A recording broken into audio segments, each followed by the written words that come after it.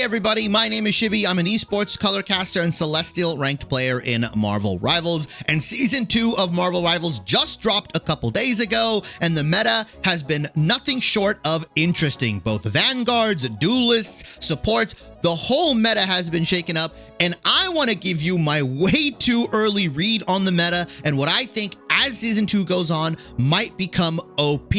I don't want to take any more of your time, so let's just get into it. Welcome to the way too early meta read for Season 2 of Marvel Rivals. It is April 15th today, and the patch for Marvel Rivals Season 2 released last Friday on April 11th. We've had a weekend and a little bit more of games to watch and play. I've been playing in some of those crazy lobbies after the rank reset, right? I got reset to Plat because I hit Celestial last season. I've had the luxury of watching other people play that were better than me, Eternity players and One Above All players that got reset. And as of right now, the meta is looking relatively exciting. Right now, I think in terms of Vanguards, Emma Frost very clearly is a top 3 tank in my mind. I think there are 2 camps at the moment. It's whether you believe Emma Frost is a top 3 tank and like she's going to be dominant for a while, or I have seen the other opinion where she's just being picked up because she's obviously the new character. She's actually not that good. The other tanks are much better than her. Currently, my vision of like the top, let's say the top 3 tanks at the moment, or top 4, Emma Frost, Magneto, Thing, and Groot. That's not in any specific order. I think Groot plays beautifully well into all 3 of the tanks I mentioned before, Magneto, Thing, and Emma Frost.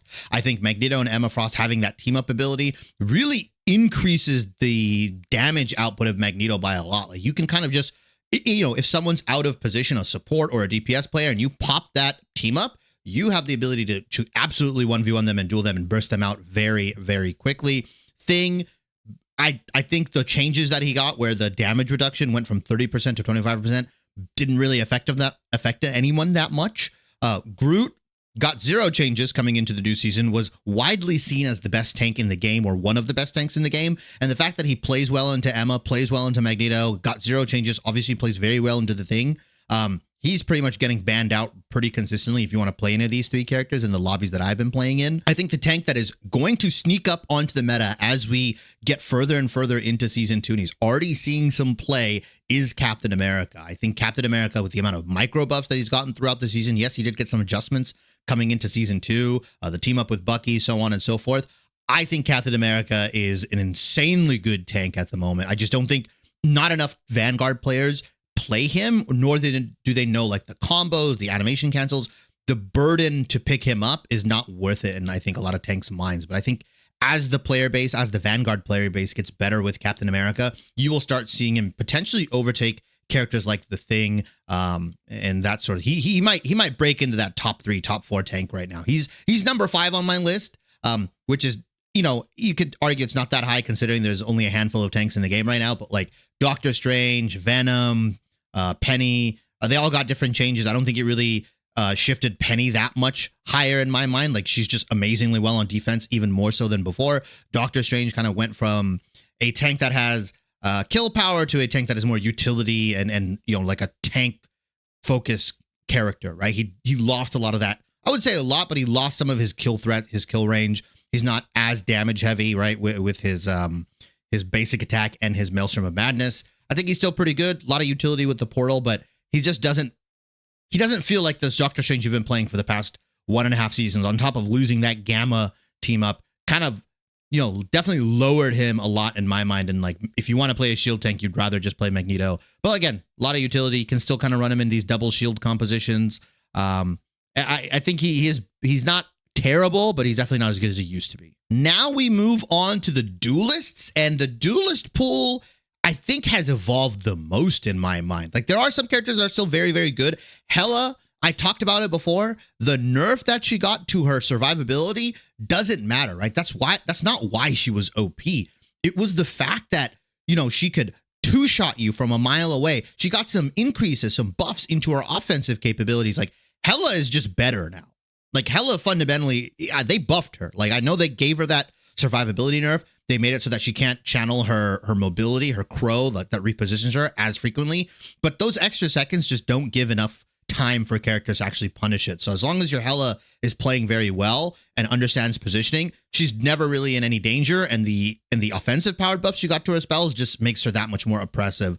Definitely pick and ban in the games I've been playing. I've been advocating for Hela bans because a good Hela just kind of ruins the game for you if you don't have one that can kind of match back or anything like that. I think two surprising characters that have come into the meta, maybe not so surprising if you read the patch notes and you really understand what they were going to do. I think Human Torch has been kind of pretty frequently banned in some of these matches. When he's left open, he feels really, really disgusting to play against, especially if you have Invisible Woman on your team and you have access to that team up. Human Torch just feels better to play, does more damage, has more survivability. Like I'm very surprised at how those like quality of life, I'm going to call it some quality of life buffs, right? Reducing the attack interval for his fire clusters.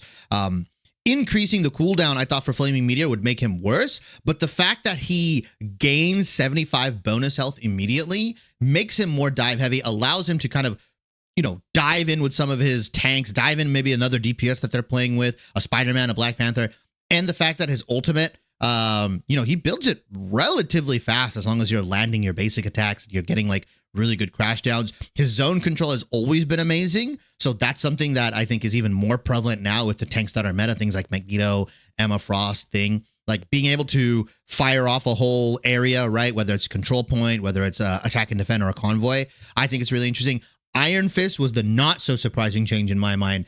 This guy just shreds tanks. Like the fact that they make him do 2% of a tank's max health with his attacks now is kind of crazy. The fact that they also reduced the cooldown of his kick, essentially giving him more mobility. Iron Fist has been a real pain in my ass and a lot of people's asses recently, at least within the first 5 days of the meta. So like Hela, Iron Fist, Human Torch, those are the three that have really kind of, I wouldn't say dominating, but have really been like the forefront of the meta. Winter Soldier is still fine, right? I think the Winter Soldier nerfed the okay Winter Soldiers, but the good Winter Soldiers, the great ones, right? The ones that like understand that character, understand their rotate abilities, giving him that new cap team up potentially, they're still frying kids. They are still doing absolutely amazing right now. Winter Soldiers, I think, are fine in my mind. My secret or OP, let's call it my potentially secret OP, or a character that I think will get more playtime as the season moves forward, Mr. Fantastic, with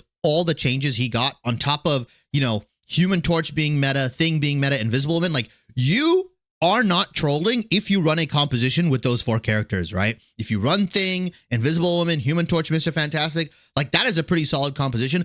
Even just the duo of Mr. Fantastic and Thing, that dive duo is deceptively tanky. It's very, very hard to kill them. You stack that on top with the Invisible Woman passive or the Fantastic Four team up that you get with Invisible Woman, and they just become infinitely harder to kill. Granted, things like Groot are still in the meta, so if that's picked up or if that's played, it's going to be really hard to play this duo. But Mr. Fantastic, I think he's going to slowly rise in popularity as the season goes on here. Characters that I thought were going to be OP, but maybe don't feel as bad. The Namor Hulk team up. I know we saw like initial early readings of it, like when we got to see the content creators play the beta or like the pre-release. It looked OP.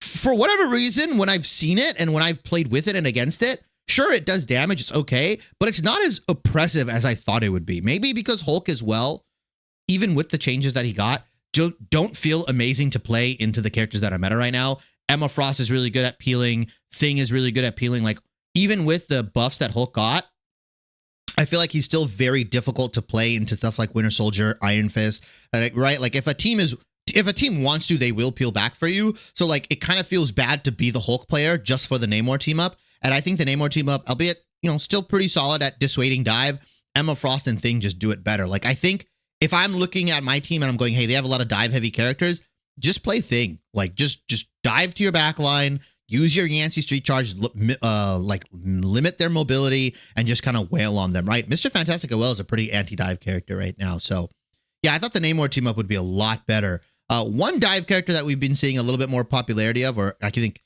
at least across social media from what I've seen, is kind of seen as one of the better dive characters. Magic, for whatever reason, just has been getting more play and getting more playtime and pickup time. I think she's fine. I think, a lot of people tend to believe that dive is meta at the moment.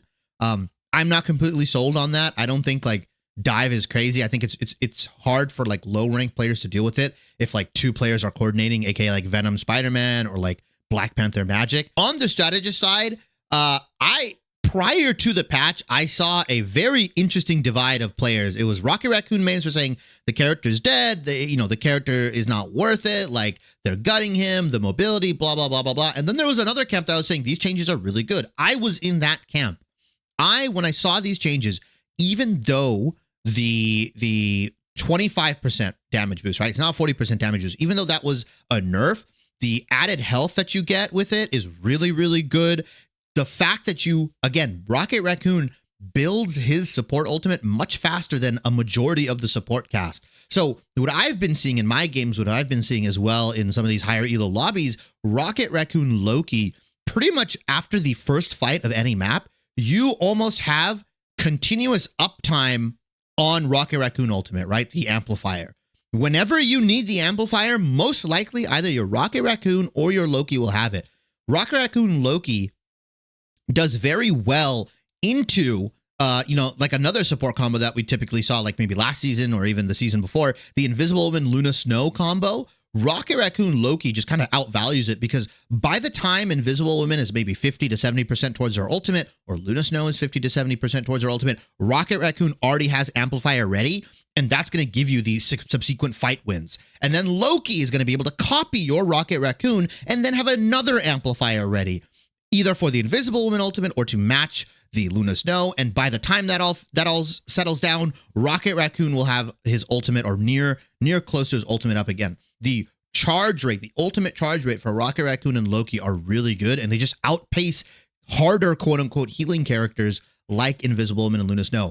If we haven't been seeing like Rocket Raccoon Loki, I have just been seeing like Rocket Raccoon Invisible Woman because of how popular Human Torch has become and things still being a really good tank. That team up that Invisible Woman provides is very good. Any combination, I think, of those three characters, Rocket Raccoon, Invisible Woman, or Loki, kind of have run the support strategist backline, at least in some of these earlier games and some of these higher elo games. I have seen some experimentation with Mantis, and she's going to be my character that I think as the season goes on, more people are going to pick up. I just don't think people really understand how powerful it is to be able to stack stuff like the damage boost, stack stuff like the healing from her abilities. I think being able to stack like 2 damage boost charges on your dive hero, on your like maybe let's say your dive DPS like Black Panther or Spider-Man, or being able to charge maybe 2 of those DPS or damage boosts onto like a Black Widow who we've been seeing get a little bit more play is very, very valuable. But I just think like Rocket Raccoon and Loki, again, they just outvalue Mantis at the moment. Now we could see if like support bans become more prevalent, things like Rocket Raccoon and Invisible Woman. I think Mantis kind of shifts up and gets a lot better as those supports get banned out. But that support line, yeah, Rocket Raccoon Loki just runs lobbies at the moment in my mind, and rightfully so. And the fact that you can pair it up with a character like Punisher when Groot is meta, the infinite ammo does really well. Punisher still, not the greatest DPS in my mind, has a lot of big negatives to him. Still very good at breaking those walls and still very good at punishing characters like Groot and even Emma Frost, right? When she goes into her diamond form or regular form, like you make mincemeat of those shields. But that wraps it up for my way too early read of the Season 2 Marvel Rivals meta. Let me know if what I'm saying you've been seeing in your games, or if I've missed something. Maybe there's some secret OP character that's been rising in popularity in these past couple days that I missed. What are your guys' anticipations for Season 2 as it moves forward? Do you think there are any characters that are being underutilized at the moment that as the season goes on, they will be picked up more? Are there secret OPs? Are some characters overrated? Did I overrate any characters? Let me know in the comment section below. But that'll do it for this video. I appreciate everybody. Hey everybody, thanks for watching. If you enjoyed the video, I'm going to tell you something you've heard a million times before. Like, comment, subscribe, and hit the bell for notifications on my latest uploads. I try and respond to every single comment in my video because I genuinely do appreciate everyone that takes the time out of their busy schedules to leave one, and I love interacting with my community. If you want to catch more longer form content, I stream over on Twitch about 3 to 4 times a week, where you'll get unedited versions of these videos, as well as we talk about roster moves, patch changes, as well as gameplay over there. If you care about the short form side, I post pretty frequently on YouTube Shorts and TikTok, where you'll get more condensed version of this content, as well as highlights from my stream, amongst other things. I'm also on Twitter, and all of this will be in the description box below, as well as a pop-up that will form on the right side where you can catch me on all the different platforms. I genuinely appreciate everyone that stops by on this channel and watches all my videos, and I hope to see you in the next one.